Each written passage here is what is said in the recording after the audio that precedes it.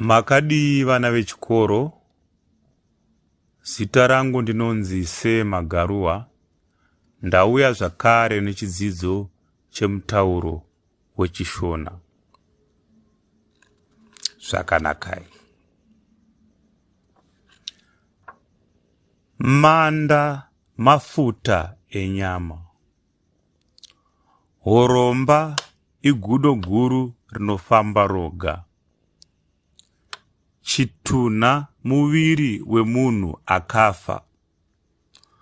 Munhu asinganzwi anonzi matsi.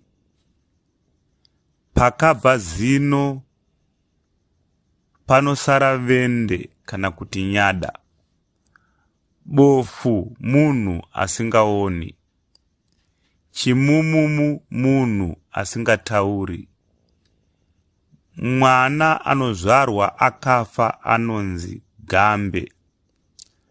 Makudo anorara pachiro. Nzuma imombe isina nyanga. Tsote imhuka hadzi isingabereki.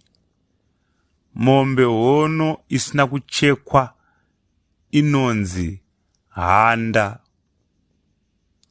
Dore imombe yakwegura.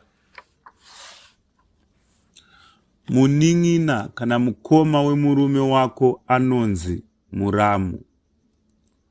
Mukadzi washe anoroorwa mushure mewokutanga anonzi vagota. Mukadzi washe wokutanga anonzi mukaranga. Vahosi mukadzi mukuru paguru kana kuti pabarika. Murongo mukadzi mutsva.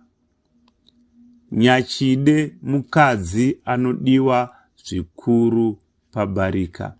Haiwa, ndinotenda nekuteerera kwamaita. Ndo paperera chidzidzo chedu chezuva ranhasi. Tichadzoka zvakare nechimwe chidzidzo. Ini wenyu Magaruwa. Ndatenda.